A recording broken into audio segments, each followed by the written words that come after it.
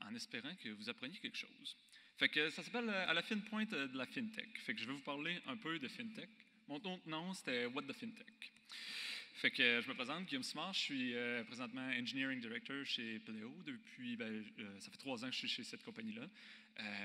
Donc, Pleo, William, mon collègue, a déjà expliqué un peu ce que ça fait, mais en gros, une carte de crédit avec laquelle tu peux acheter, puis tu reçois une notification sur ton cell quand tu achètes. Fait que, tu sais, déjà quelque chose d'un peu smart relié à la technologie. J'ai travaillé sur plein d'aspects de FinTech chez Pleo. Puis je vais vous parler d'un peu des types de défis qu'on a rencontrés jusqu'à maintenant, qu'on a eu à relever. Puis, c'est ça pour moi, ça. Fait que pourquoi je suis ici pour vous parler de FinTech aujourd'hui? Je vais vous expliquer tout d'abord qu'est-ce que c'est. Donc, un peu un processus d'éducation. Je pense que c'est un domaine vraiment excitant, une application de l'informatique qui est différente, qui est vraiment agréable, un domaine dans lequel c'est super agréable de travailler, mais c'est aussi un domaine qui n'est pas super représenté au Québec, à Québec particulièrement. Fait que je me suis dit que je pourrais vous donner une perspective différente. Puis aussi, vous piquez votre curiosité, puis vous expliquez les défis qu'on a relevés. Puis, avec un peu de chance, peut-être que vous allez vous coucher un peu moins niaiseux ce soir. Il n'y aura pas beaucoup de code, mais il va y avoir beaucoup de concepts puis des problèmes techniques qu'on a à régler. Fait que mon but, là, c'est ça, c'est que vous ayez une meilleure idée de qu'est-ce qui se passe des millions de fois par jour avec tout le monde qui paye pour des trucs où de l'argent change de main. Fait que ça va être en 3 phases. Qu'est-ce que la FinTech, après ça les défis, puis après ça le futur, mais si j'ai du temps. Là. Avec un peu de chance, j'aimerais avoir beaucoup de questions. J'en ai posé plein, là. Faites un effort. Donc, sujet amené, sujet divisé, sujet ouvert, j'ai super bien écouté à l'école. Fait que de quoi c'est? FinTech, qu'est-ce que c'est? Fait que, tu sais, le monde de la finance, là, c'est partout. Tout le monde a... qui a un compte de banque? Alors, je vais poser plein de questions, là. Moi, je veux que vous participiez, là. Ça va être super interactif, vous allez voir. Fait que là, levez votre main ceux qui ont un compte de banque. Ah, excellent. Qui a un compte de banque parmi vous que vous considérez intelligent, genre moderne, smart? Tu sais? Fait que c'est ça, là. Il y a genre 20 personnes qui ont levé la main sur les 300 qui ont levé la main au début. On fait dur au Canada, on fait dur au Québec aussi. Fait que, tu sais, on a des croûtes à manger, puis je vais vous parler un peu des possibilités de qu'est-ce qui se fait. Parce que je pense que nous, on est en informatique, on a la possibilité de régler ces problèmes-là, mais on ne se rend pas toujours compte de qu'est-ce qu'on pourrait faire. On prend pour acquis comment ça fonctionne aujourd'hui, sans nécessairement challenger le statu quo.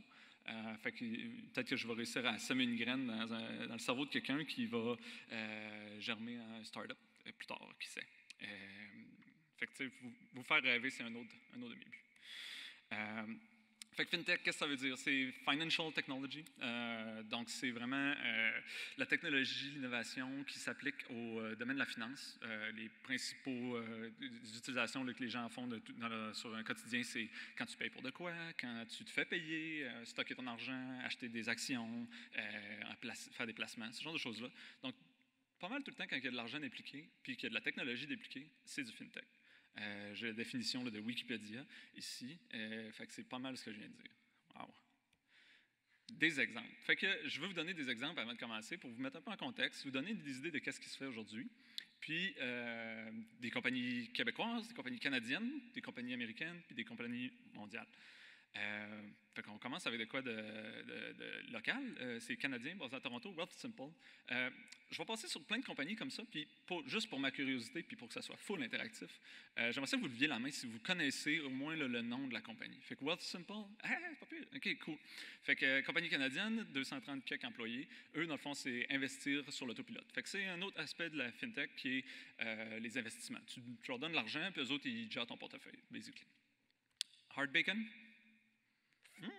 Cool, plus que je pensais. Compagnie de Montréal, eux, investir comme un pro, un peu même type de concept. Ils synchronisent tous tes investissements entre tous tes placements, puis tu leur donnes l'argent, puis tout ça, puis ils analysent ton portfolio, puis ils t'aident à devenir un meilleur investisseur en te conseillant. Toujours dans les compagnies canadiennes, Koho. Moins. Eux, ils se veulent une alternative à la banque traditionnelle. C'est une carte prépayée, une carte Mastercard, si je ne me trompe pas, prépayée. Donc, vous mettez de l'argent dessus, puis après ça, vous pouvez la dépenser.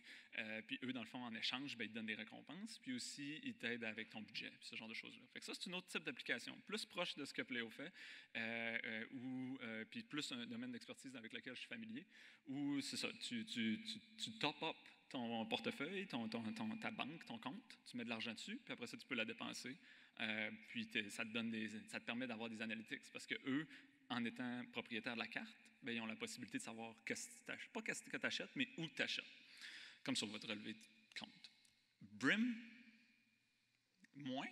Ça, c'est la même chose que Koho, mais c'est canadien aussi. Mais c'est une carte de crédit, donc pas une carte prépayée. Vous payez avec votre carte Brim et vous vous endettez. C'est merveilleux. Et puis après ça, vous pouvez repayer si vous gérez bien vos finances. Donc, pas de FX. Si vous payez avec de l'argent US, par exemple, avec une carte de crédit, vous pouvez rembourser avec l'argent canadien, puis ils prennent le taux au courant, ce genre de choses-là. Grosse pub, là, mon enfant. Brex. Là, on n'a plus de compagnie canadienne. Une couple de personnes qui connaissent Brex. Brex, c'est différent dans le sens où ça se veut B2B. Donc, c'est une compagnie que leurs principaux clients, c'est pas monsieur, madame, tout le monde, c'est d'autres compagnies. Eux, dans le fond, cherchent très similaire à Pleo, cherchent à simplifier les comptes de dépenses, simplifier ce genre d'expérience-là.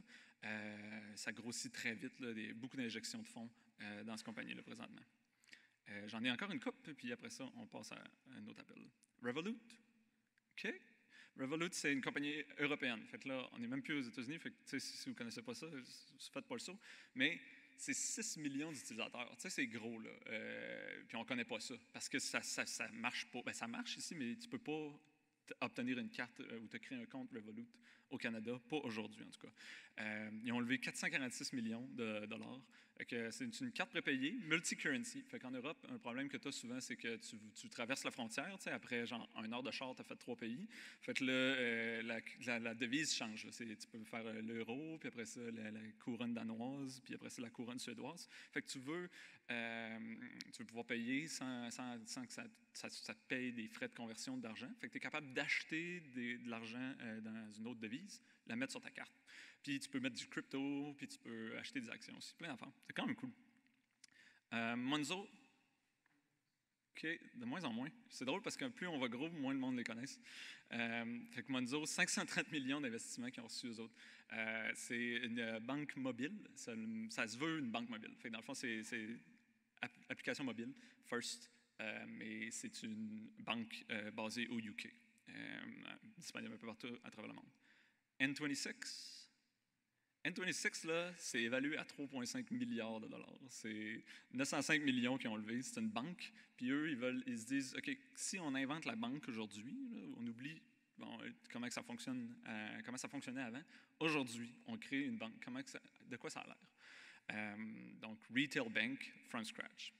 C'est un des fintech à la plus haute valuation, la plus haute évaluation en ce moment. C'est une compagnie allemande. Stripe. Là, c'est bon. Stripe, c'est une compagnie américaine. Eux aussi, c'est du B2B. Eux, dans le fond, ils cherchent à simplifier quand toi, tu es un marchand, tu veux vendre de quoi sur ton site, mais tu veux capturer la carte de crédit du monde. Mais comme je vais vous en parler tout à l'heure, il y a plein de restrictions et de lois qui s'appliquent. Si tu veux stocker une carte de crédit dans une base de données, tu ne peux pas faire ça là, dans un fichier texte en clair sur ton disque. Heureusement. Fait que Stripe, eux, ben, ils viennent là-dedans, puis ils prennent tout ça, puis ils disent, ben, gars, à toutes les fois que tu charges ta carte, moi je prends 2%, mais tu n'as pas de casser la tête. Eux, Stripe, sont évalués à 35 milliards depuis cet été. Nasty de grosse valuation. C'est quand même fou, là. C'est de l'argent. Puis il y a Pleo, puis je vais vous en parler de Pleo parce que évidemment, c'est l'expertise que j'ai. Puis je vais vous donner des exemples quand même reliés à Pleo, mais c'est juste pour vous donner du contexte. Mes exemples ne s'appliquent pas uniquement à Pleo, c'est juste que c'est ça que je connais. Je n'ai pas travaillé à toutes ces autres compagnies. Mais mon point là, à travers tout ça, c'est que c'est des gros montants. C'est des grosses compagnies qui ont eu des gros investissements. Puis au Canada, il y en a quelques-uns, là, mais ce n'est pas les gros joueurs. Puis il n'y a pas vraiment de raison là, pourquoi on n'en a pas. Outre le fait que j'ai l'impression que c'est un peu un manque d'ambition d'une part, puis peut-être un manque aussi de qu'est-ce que ça pourrait être. Là. On est bien tout excité quand on a Interact, là, mais il y a plein d'affaires vraiment plus hautes que ça. C'est qu'on peut pousser l'enveloppe, là, pousser challenger le statu quo. Puis, il y a beaucoup d'argent qui rentre là-dedans, fait qu'il y a beaucoup de technologie qui en sort. Qu'est-ce que tu veux, quand tu mets de l'argent, ben, ça fait du monde en techno souvent, parce que c'est tous des startups de fintech. Donc, il y a de la nouvelle technologie qui se crée, puis ça fait un milieu vraiment en ébullition, en constante évolution. Vraiment un milieu excitant.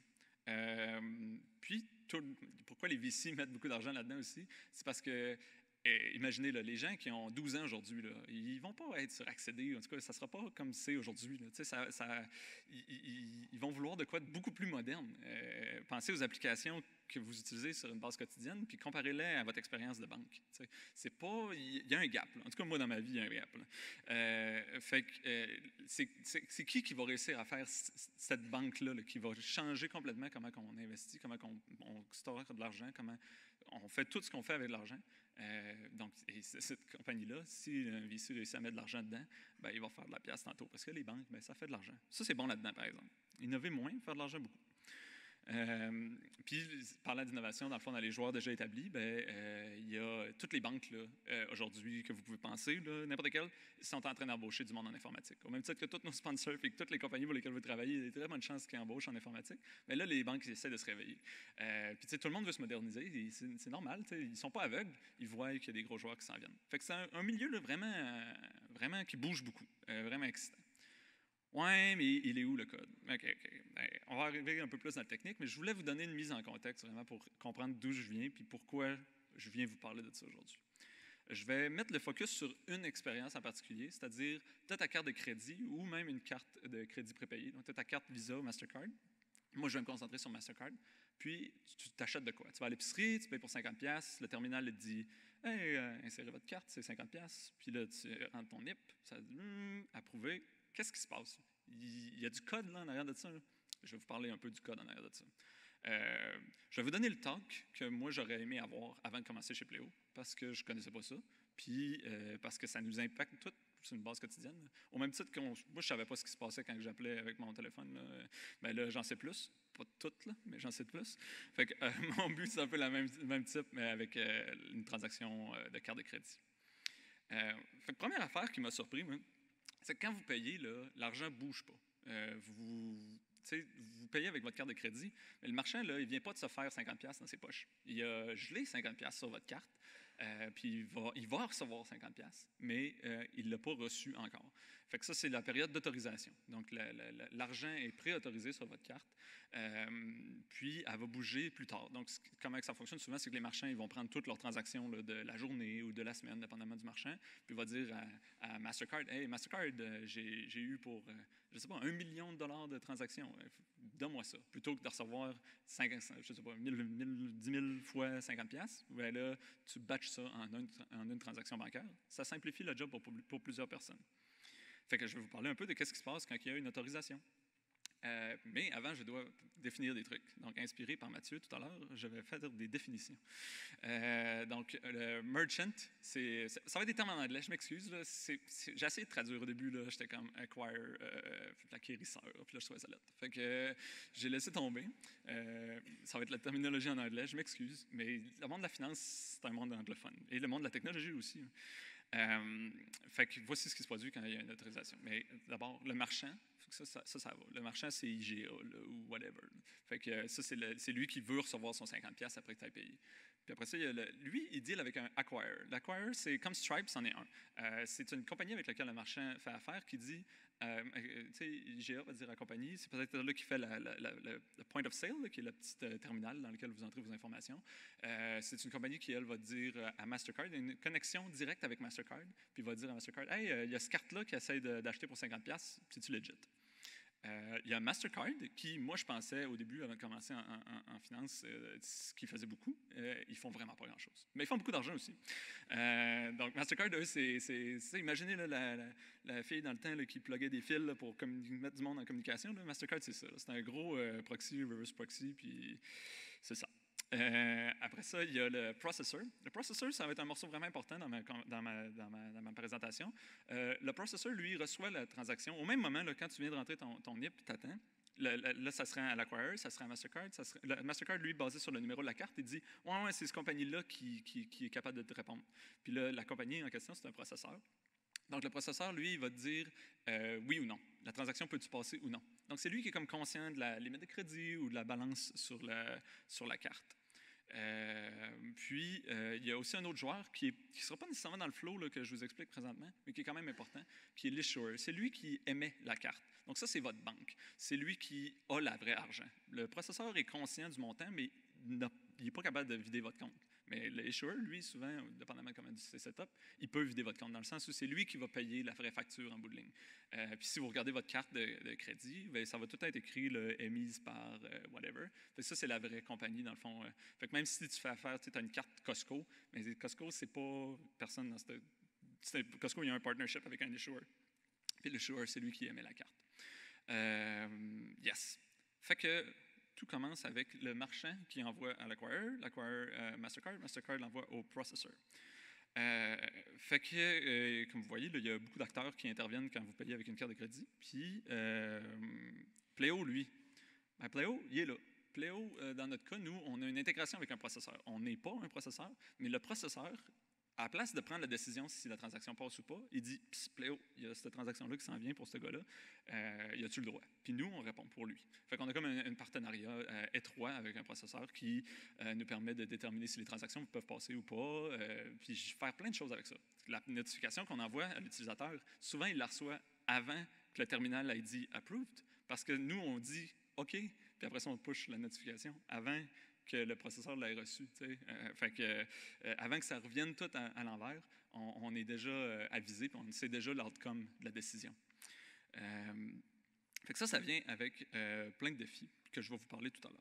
Puis une deuxième phase que je vais passer un peu plus vite dessus, mais quand l'argent bouge vraiment, c'est plus pour votre information, c'est plus tard, peut-être 2 jours, peut-être une semaine plus tard, où là, le flow, ça s'appelle la résolution, le settlement en anglais, donc la résolution de la transaction, ou que la transaction devient plus vraie, c'est ce flow-là. Dans le fond, le Mastercard dit au processeur « Yo, tu me dois 2 millions », puis là, le processeur dit à l'issuer « Veux-tu payer cette facture-là à Mastercard de 2 millions », puis là, c'est comme vraiment plus comme une facture que le processeur, que l'issuer paie.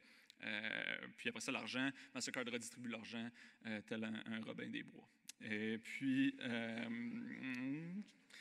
c'est ça. Fait que l'acquirer sert d'interface, juste être sûr, j'oublie rien. Fait-tu du sens? Good. Pleo est là. Fait qu'on s'intègre avec un processeur, puis ça vient avec plein de défis. Un des défis vraiment intéressants qu'on a. Donc là, on parle plus enfin de technologie, de code, toute cette préambule, mais le processeur, quand il nous dit « Hey, ça a-tu le droit de passer, cette transaction-là? » Il nous donne 200 millisecondes. 200 millisecondes, c'est beaucoup, mais c'est pas beaucoup. Il donne 200 millisecondes pour dire « Go, no go » sur la transaction, dans le fond. Nous, on a reçu l'information, bon, c'est telle carte, tel utilisateur, tel montant, tel marchand, tel pays. Semi-fiable. Donc, des informations qui viennent de toute la chaîne. Tout le monde enrichit comme il peut, comme il veut, la transaction elle-même. Donc, nous, on a 200 millisecondes pour, par exemple, quelques trucs qu'on décide. Est-ce que la limite, nous, on permet aux gens de dire, bon, ben Guillaume, là, il a juste le droit de dépenser 1 000 $ par mois. Fait que là, nous, on va vouloir vérifier est-ce que cette limite-là est dépassée, par exemple, puis ajuster si la transaction passe ou pas. C'est pas, l'argent est là, mais j'ai pas le droit de la dépenser. Donc, c'est différent de ce que le processeur fait de façon traditionnelle. Après ça, peut-être que si je suis en train d'essayer d'acheter du pot, puis j'ai pas le droit parce que mon employeur veut pas que j'achète du pot, ben là, ça va être bloqué. Fait que, ça, c'est d'autres règles qu'il faut que je regarde, qu'il faut que j'applique en temps réel. Puis aussi, vraiment important, puis je vais essayer d'en reparler tout à l'heure si j'ai du temps, il y a de la détection de fraude. Pleo est responsable légalement s'il y a une fraude. C'est nous qui payons. Si toi, tu te fais voler ta carte, Pleo, puis quelqu'un qui part un trip puis qui achète plein de trucs, c'est Pleo qui paye, pas toi. Toi, tu as 0 responsabilité. Mastercard a 0 responsabilité, mais la personne qui te donne ta carte, par exemple, elle a des responsabilités. Donc, c'est un beau défi d'application en temps réel. C'est aussi un défi de garantie atomique distribuée. Donc, tu sais, il y a des balances, il y a de l'argent qui est impliqué là-dedans. Qu'est-ce qui arrive si j'ai un compteur que ce département-là a le droit de dépenser tant, mais là, j'ai 6 transactions qui rentrent en même temps.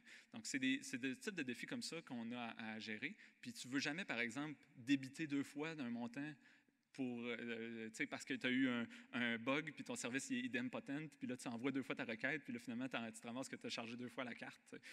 Il y a des beaux défis comme ça, vraiment intéressants en FinTech reliés à ça.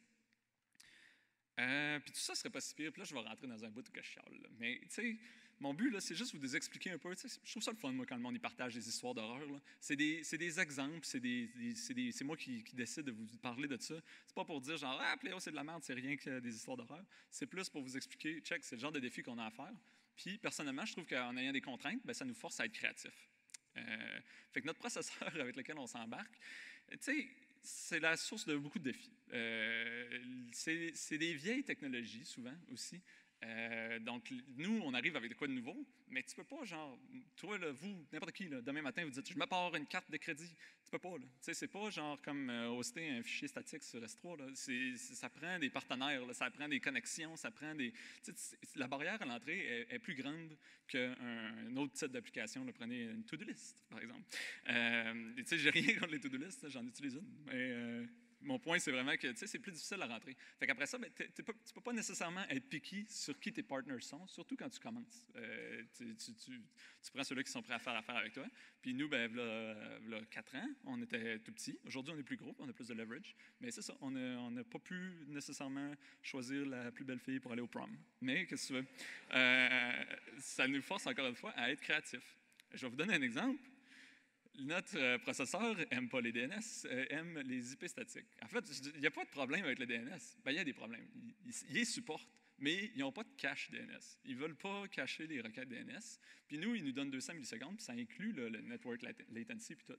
Puis, je ne me rappelle plus des chiffres exactement, mais je pense que c'est un 100, 120 millisecondes là, qui est mangé si on utilise le DNS. Puis nous, ben, on aimerait bien avoir le double de notre budget, c'est-à-dire pas 100 millisecondes, mais 200 millisecondes, pour pouvoir faire deux fois plus de trucs. Tu sais, le user, à la fin, là, il ne sent pas le 100 millisecondes, pas sur une transaction bancaire. Excusez. Mais nous, on le sent si on perd 100 millisecondes.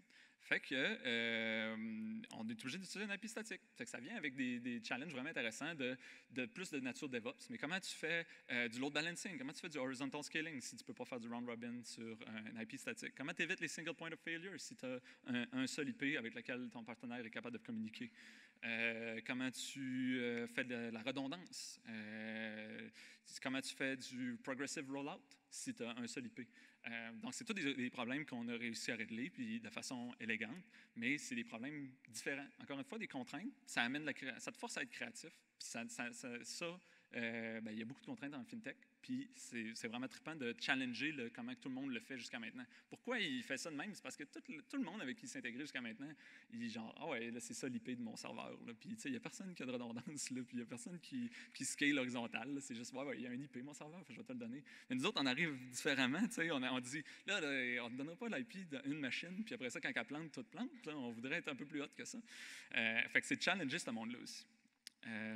Fait qu'on va en parler encore un peu. Je vais vous partager du pire, là, des histoires d'horreur, mais c'est beaucoup pour vous divertir. C'est le dernier talk, il n'y a plus de café, fait que là, j'essaie d'être le fun. Fait que c'est juste ça, des exemples de défis dans lesquels il faut que tu apprennes à négocier. Savoir, tu sais, le monde qui me connaisse, là, je suis chialeux, mais c'est pas du chialage, là, c'est le fun. Fait que, en affaires avec le fun. Oubliez ça, les API REST, ça n'existe pas en FinTech. Ça existe si tu es chanceux. Puis, il y a quelques exceptions à la règle, mais de façon générale, là, ça n'existe pas. Ce qu'on a, par exemple, avec notre processeur, c'est un API SOAP de première qualité. Voici 5 exemples de champs qui viennent de notre processeur, tous avec une nomenclature différente, pas capable de s'entendre si c'est juste en lowercase avec des underscores. Des fois, c'est TXN, des fois, c'est TXN. Fait que ça, c'est le genre de choses avec lesquelles on a dealé. C'est pas grand-chose. En bout de ligne, tu ajoutes une couche de maquillage, là, puis tout est correct. C'est juste que tu as une couche de maquillage à mettre de plus que tu n'aurais eu normalement. Mais c'est ce genre de défi-là qu'on a à relever aussi. Fait que ça, c'est le fun. notre processeur il nous envoie notre documentation en PDF. Il n'y a pas de site web genre super cool, Swagger, tu peux faire « try it now ». Oublie ça. C'est un PDF paginé, tu sais, fait que là, tu lis un exemple d'XML, puis il y a un page break dans le milieu, puis tu fais une recherche, puis genre la string que tu cherches, elle a une line feed, là, tu sais, elle est sur 2 lignes, puis là, ça ne le trouve pas. Ben, tu sais, là, OK, mais là, il sort des nouvelles versions de l'API, comment ça fonctionne? Ben, il nous envoie un nouveau PDF par courriel, qu'on télécharge, puis qu'on lit. Fait que c'est d'autres types de problèmes, puis d'autres types de défis. C'est 259 pages de joie. Je vais vous donner quelques petits exemples, encore une fois, dans mes histoires d'horreur. Ça, c'est le response code, là, puis c'est super, vous allez voir, là, super design, mon affaire. Mais c'est des exemples de response code qu'on peut retourner quand que la transaction nous est envoyée. Hey, c'est-tu correct? Tu peux dire 00 all good, puis je vais vous en donner une coupe. Puis tu sais, c'est juste pour vous donner une espèce de feel du legacy. Ça sent le legacy. Là. Tu le sais là, qu'en dessous de ça, là, c'est une boule de spaghetti que tu ne veux pas toucher avec un bâton. Mais nous, on va où personne n'ose aller et on touche avec un bâton. Fait que un autre code, 01, refer to card issuer, mais c'est pas permis pour les transactions Visa. Fait qu'il y a un seul API pour Mastercard et Visa. Nous, on est Mastercard, pas Visa. Fait que là, la documentation, plutôt que de faire 2 docs ou 2 API, ben, il y a une doc, puis là, c'est plein de if. Si t'es Visa, puis t'es ça, puis là, si t'étais avant, c'était le date, c'est ça. Fait que c'est ce genre de choses-là. Code 17, Customer Cancellation. Ah, mais by the way, c'est pas valide pour toutes les réponses. C'est seulement utilisé pour les advice. Fait que, tu sais, juste pour vous donner d'autres exemples, si tu te dis, ah, ils ont ajouté ça, mais peut-être que s'ils avaient vraiment bien pensé à leur affaire, ils auraient fait un autre call ou un autre field pour ça. Ça commence à grincer. On est rendu à 85, c'est approved. Donc, il y avait all good, là c'est approved. Used for some non-financial transactions, such as PIN on block request, not valid for a 0110 response. Use 00 approve instead. Donc, tu sais pas approve, utilise approve. Puis après ça, tu continues, là, il y a une liste 85, ça va jusqu'à 99, après ça, c'est N7. Il n'y a pas genre A1, A2, il y a N7. Fait que N7, c'est Decline for CVV2 Failure. Fait que tu sais, c'est juste, encore une fois, du legacy. Puis on a un autre défi, c'est que on est un petit joueur, puis eux, ils grossissent vite parce que le fintech, c'est sexy, je vous en ai parlé. Puis il y a des compagnies qui grossissent extrêmement vite. Puis ça donne que les Revolut, par exemple, qui sont à 6 millions d'utilisateurs, utilisent le même processeur que nous. Donc, ils ajoutent énormément de load là, avec leurs utilisateurs. Puis cette petite compagnie-là, processeur, n'était pas prête pour ce genre de load-là. Fait que ça fait des problèmes de fiabilité. Puis la fiabilité, notre problème, c'est correct si un third-party fail. On est smart, on est capable de faire des fallbacks puis tout. Sauf que là, les transactions rentrent par eux. Fait que si eux sont down, on est aveugle. On ne sait pas que les transactions y arrivent. Pire que ça, ça fait qu'on ne peut pas envoyer des notifications à nos utilisateurs, on ne peut pas mettre à jour nos balances, on ne peut pas faire grand-chose. Notre bread and butter, le cœur de la patente, c'est des transactions qui rentrent dans notre système. Donc si le processeur est down, on ne reçoit pas de transactions. Puis, pire que ça, nos cartes ne marchent pas. Fait que nos utilisateurs, eux autres, ben, ça les fait chier, tu sais. J'aimerais ça acheter mon beurre de peanut, puis là, je peux pas. Fait que quand le processeur est down, du point de vue des clients, on est down. Fait que ça, c'est quelque chose aussi, un autre type de défi, plus en termes de communication, comment tu gères les attentes des utilisateurs, comment tu gères tes clients avec ce genre d'affaires-là. Ça vient de notre status page, c'est les transactions, donc la capacité de faire des transactions. Les barres rouges, c'est les jaunes, c'est des downtime, 100% non causés par nous. Mais c'est des choses avec lesquelles on doit gérer aussi. Puis là, je vais vous donner un autre exemple, une autre intégration qu'on a, sur laquelle j'ai travaillé, que je trouve vraiment divertissante. Puis là, encore une fois, le chiale, mais tu sais, ça marche, là, nos affaires, ça va bien. C'est juste que, tu sais, je trouve ça le fun, là, des histoires d'horreur de même. Fait qu'un autre exemple, ça, c'est quand que c'est un API avec lequel on s'intègre pour pouvoir initier un transfert d'un compte d'un de nos clients vers notre compte. Fait que, tu sais, c'est du, comment on appelle ça en français, le direct debit, là, vous avez déjà ça, là, vous pouvez donner un spécimen de chèque, puis là, quelqu'un est capable de prendre l'argent de votre compte. Là. Même genre de concept, là, mais il y a un API pour ça au Danemark qu'on utilise. Ah oui, puis avant que je m'en aille là-dedans, REST, c'est du gros luxe, SOAP, c'est correct, mais FTP est partout. Tout le monde ont tous des serveurs FTP, puis tu te mets des fichiers, puis ils te répondent avec un fichier, puis tu lis le fichier, puis c'est un fichier, mais c'est pas du XML dans le fichier, c'est un format de fichier propriétaire. Là. Des fois c'est binaire, des fois c'est texte, il faut que tu lises la doc, puis c'est super. Il n'y a pas de libre open source là, qui parse le format de fichier de lui. C'est toutes des affaires qui ont été écrites par du monde qui l'open source, ça n'existait pas. C'est un phénomène relativement récent quand tu regardes le timeline de l'informatique. Puis ça, c'est des compagnies qui sont là depuis belle lurette. Fait que FTP partout, puis on s'envoie des fichiers. Voici un exemple de fichier avec lequel on doit dealer. Je l'aime beaucoup, ce fichier-là, parce que ça, la doc est vraiment hot. Là. Elle est en anglais, ce qui n'est pas pire, parce que c'est une compagnie danoise. Là. Puis, il y a plein d'affaires de fun. Fait que, tu sais, la documentation est tight. Là. Elle dit, oh, ça va être de quel type? Elle dit, tu as combien de digits à mettre de ça? Est-ce que c'est absolument nécessaire? Puis, il y a une description, malade. Sauf que si on regarde la description, genre, le champ 3, c'est une constante. Il faut que tu mettes 21. Et ça, dans le fond, juste pour mettre un step back, là, ça, ce format de fichier-là, c'est une string. Tu écris une string dans un fichier, c'est une grosse crise de string. Puis, dans les différentes positions, ça veut dire différentes choses. Puis là, tu prends ton fichier texte, puis tu le mets dans leur serveur FTP, puis là, ils te répondent avec un fichier. Tu sais, mais j'aurais aimé ça, j'aurais envoyé la string là, dans un JSON, ça aurait été correct, mais non. C'est un fichier dans un FTP. Puis, ben, c'est ça, 3, c'est 21. Fait qu'à la position 4 et 5, tu mets 2 et 1. Tout le temps. Pourquoi c'est là? Sûrement une raison. Là, Legacy, dans le temps, ça pouvait être 20.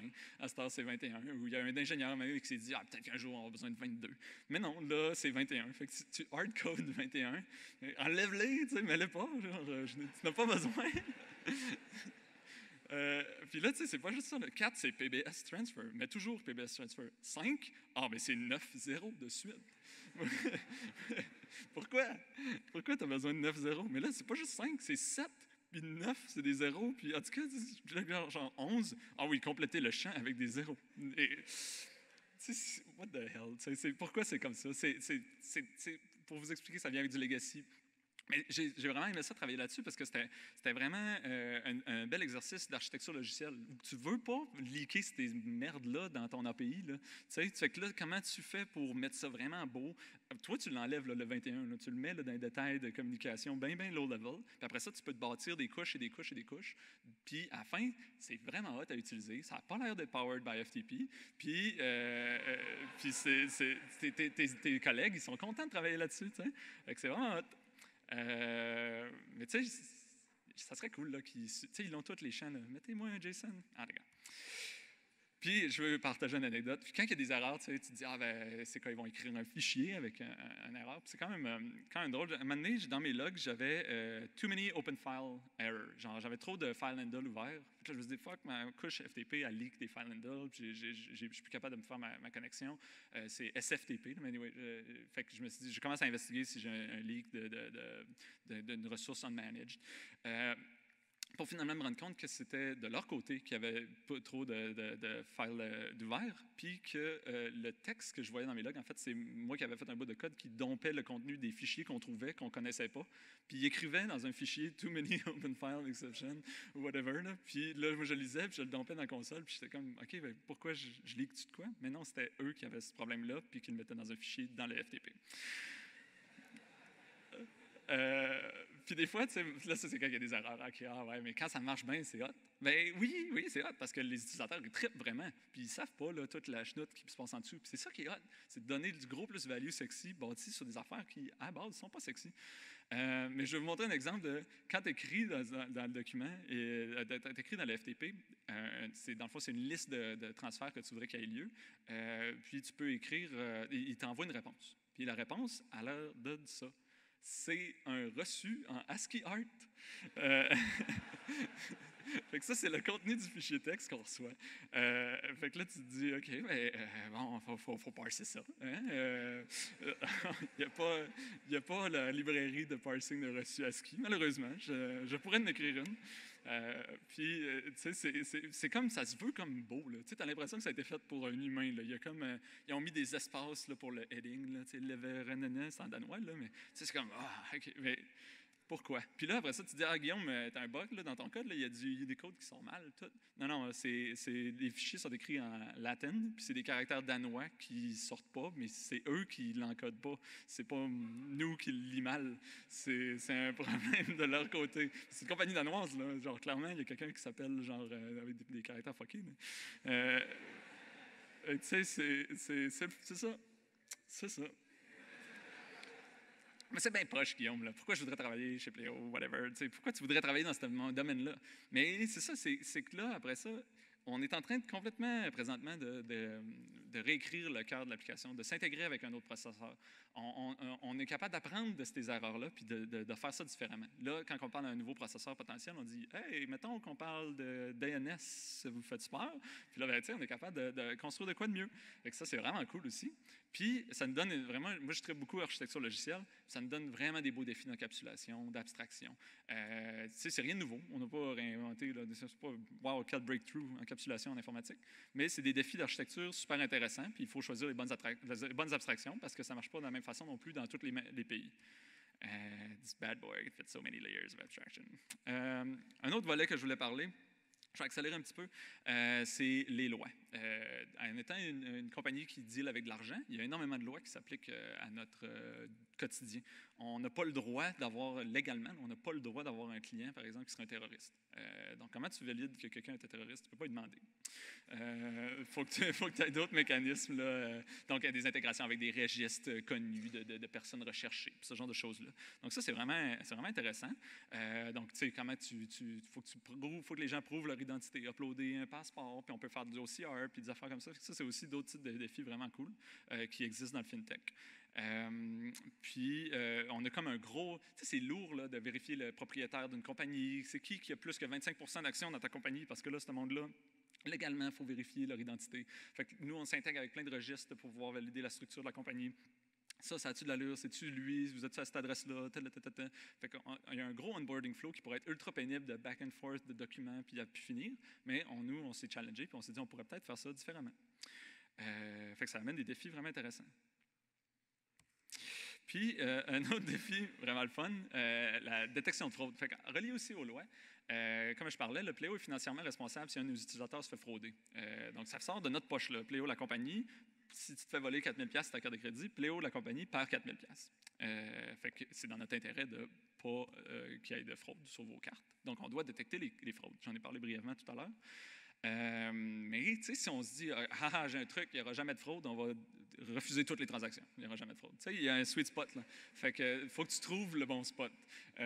Parce que quand tu refuses une transaction qui n'est pas une fraude, ben, l'utilisateur est piste. Fait que là, peut-être que nous, dans le fond, on envoie une notification à l'utilisateur. Hey, cette transaction-là était louche, ça n'a pas marché, es-tu sûr? Ouais, je suis vraiment sûr. Puis là, après ça, tu peux faire la transaction, puis ce coup-là va passer. Ce genre d'affaires-là, dans le fond, qu'il y a des features vraiment cool qu'on peut faire, qu'une banque normale, là, moi, je ne sais pas pour vous, mais quand j'ai Brim, puis Brim, il faut quand même que tu les appelles pour dealer avec la fraude. Là. Quand ta carte est declined, là, tu ne peux pas genre dire oui, là, je suis un adulte et je sais ce que je fais.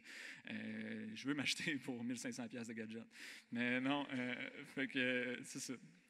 Fait que ça, c'est vraiment cool. Puis aussi, ben là, ça donne plein d'opportunités de machine learning, par exemple. Tu peux voir des patterns d'utilisation de dépenses.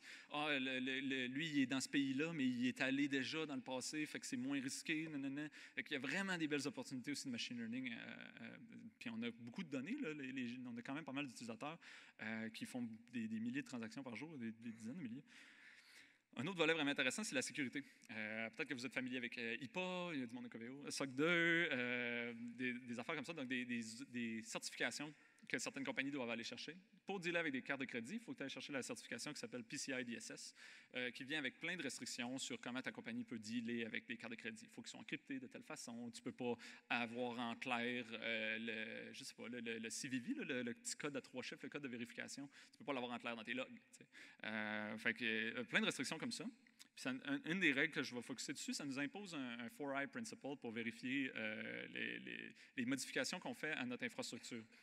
Fait que si on veut, mettons, ouvrir un nouveau port sur un de nos serveurs, il faut que quelqu'un valide, 2 personnes valident que ton changement est correct, puis c'est juste certaines personnes qui ont le droit de le faire toutes. La façon traditionnelle que les business font ça, c'est tu remplis un formulaire, puis tu l'envoies à la bonne personne, puis il y a peut-être un fichier Excel à quelque part. Puis là, après ça, il y a une approbation, puis il y a une signature, puis nanana. Puis là, on ne voulait pas faire ça parce que nous autres, on va vite. Là. Les règles de firewall, là, pas le temps d'attendre. Fait que comment on a fait ça, nous? On a décidé de régler ça avec Terraform. Terraform, c'est du infrastructure as code. Je ne mettrai pas beaucoup de temps là-dessus, mais essentiellement, ça nous permet de définir dans du code, par exemple, nos règles de firewall et tout le reste de notre infrastructure cloud. Puis, ce qu'on fait, c'est qu'on fait une pull request sur le repo de Terraform. 2 personnes doivent reviewer notre pull request, l'approuver. Ensuite, tu peux la merger, puis elle peut être appliquée en staging. Puis ensuite, ensuite en production. Fait que ça nous permet d'aller aussi vite qu'on irait normalement. Même processus que d'habitude, avec les pull requests, tout. Les développeurs sont contents, les auditeurs sont contents, malade.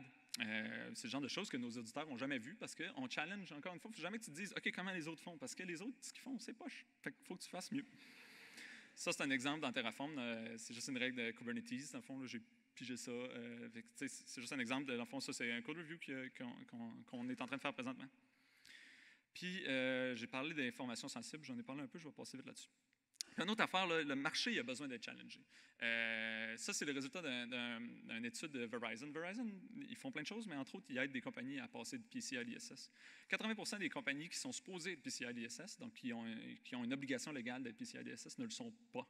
Ils devraient l'être, ils ne le sont pas. Il y a des amendes très salées liées à ça. C'est fou, là. C'est-à-dire qu'il y a juste 1 sur 5 qui est supposée l'être qui l'est. Après ça, on ne se surprend pas là, des fuites de données qu'on voit passer, ce genre de choses-là. Ça revient moins cher à ces compagnies-là de payer les amendes souvent que de se forcer. Puis de ceux-là qui sont PCI DSS compliant, il y en a seulement 29% qui le restent après 1 an. Ils font des efforts, ils crunchent, on va le réussir. Puis là, ils mettent ça en place. 1 an après, ça ne marche plus, ou c'est plus suivi, ou ils ont mis en place des trucs qui ne sont pas utilisés. Puis dans ces compagnies-là, il y a seulement 26% des executives qui se sentent confiants que leur business est compliant. Donc, seulement 1 sur 4 qui se dit « Ouais, nous autres, on suit la loi. » Fait que, c'est pas de la loi, là, mais les règles. Fait que, tu sais, c'est décourageant. Hein. Puis là, je vais parler super rapidement du futur. Le futur est vraiment cool. Il y a des affaires hot qui s'en viennent. Il y a des compagnies qui challengent ça. Là. Il n'y a pas juste Pleo qui challenge. J'en ai parlé de quelques-unes, mais il y a aussi des compagnies qui vont rendre ça plus simple de faire ces affaires-là dans le futur. Marketa, par exemple, c'est un processeur, tout un API REST, vraiment sexy. C'est de plus en plus facile, dans le fond, de se lancer dans ce business-là. Puis il y a des gens qui rendent ça dont leur mission, c'est de rendre ça de plus en plus accessible. Il y a plus de licences de banque qui se donnent aujourd'hui que jamais. Fait que ça bouge beaucoup.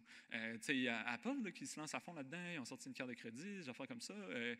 Ça grouille. Puis là, j'aimerais ça prendre vos questions. Il me reste 4 minutes. Pas d'applaudissements, posez des questions.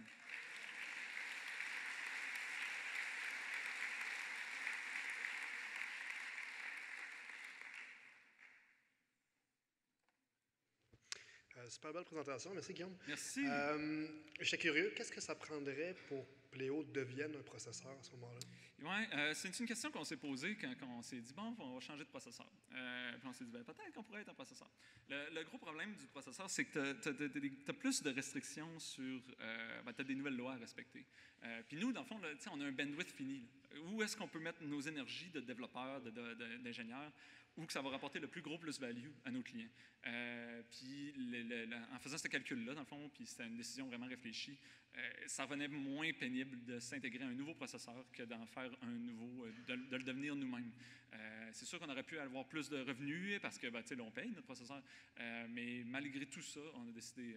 Fait que, pour répondre vraiment à ta question, qu'est-ce que ça prendrait? Un plus gros incitatif financier, un plus gros gain pour nos end-users qui, eux, s'en foutent de notre processeur, ils veulent juste que ça marche. Tu as répondu à la question? Oui, merci. Ça va bien, il reste 3 minutes. C'est pas nécessairement de ton exposé, mais ton collègue nous a parlé tantôt. Tu travaillais tout en remote. Yes. Est-ce que, comme à Québec, vous avez un bureau fixe puis vous travaillez tout là? Puis comment vous faites pour... Parce qu'on sait que ça se fait travailler en remote, mais comment ça devient optimal? Ça fait 3 ans, moi, je suis remote. J'étais le premier remote chez Pleo. Avant, j'étais chez Coveo. Je suis parti, je suis allé remote chez Pleo. Écoute, j'aurais pu faire la présentation complète juste là-dessus. Là. C'est plein de défis différents. À ta question, vraiment, est-ce qu'on a un bureau à Québec? Non, on a un, mais c'est comme plus un coworking. Puis, on squatte là, des places de café. Mais moi, je suis comme, avec mon rôle, je suis beaucoup en meeting, fait que ça se prête pas de temps bien à un café. Fait que, tu sais, ça dépend. Ça se fait vraiment, être remote. Moi, je pense que c'est l'avenir. On est dans un monde de globalisation. Ce que vous achetez, ça vient de partout. Mais pourquoi vous achetez du code qui est fait à côté de chez vous? Ça peut être du code qui est fait n'importe où.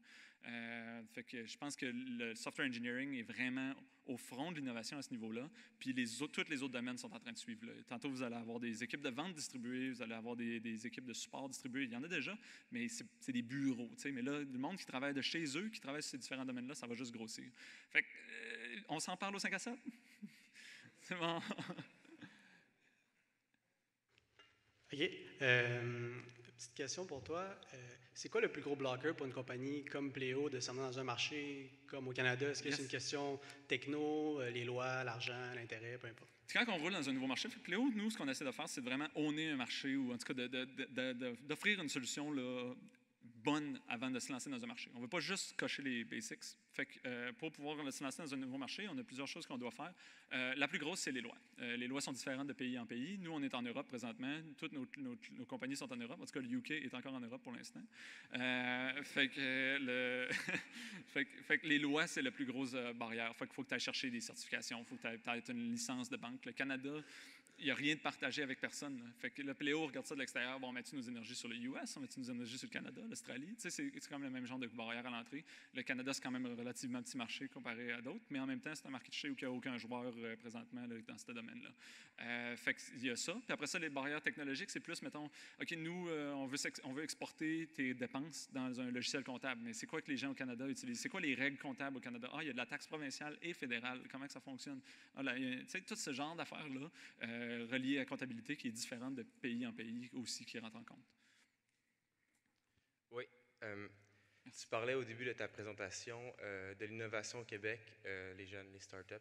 Je me demandais de ton expérience, qu'est-ce qui est un besoin pressant en ce moment au Québec en termes de fintech à résoudre? Wow. Mais je pense que c'est ça. Le problème, c'est moi, demain matin, si je veux me lancer là-dedans, je peux pas. Ça prend des partenariats. Fait qu'il faut qu'il y ait des compagnies qui sont willing de prendre des risques, d'essayer de challenger, puis de dire, OK, comment on va construire ça?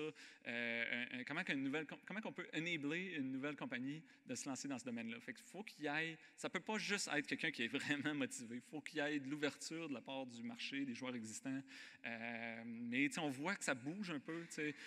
KO, ils ont semi-récemment ouvert au Québec. Avant, il était juste Rest of Canada, puis là, ils ont ouvert au Québec.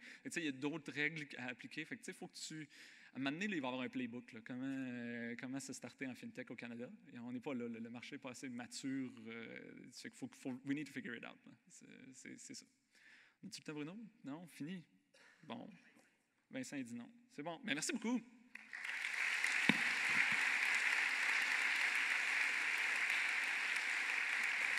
Puis, vous viendrez me parler au 5 à 7, là, je vais être là, puis je suis bien parlant.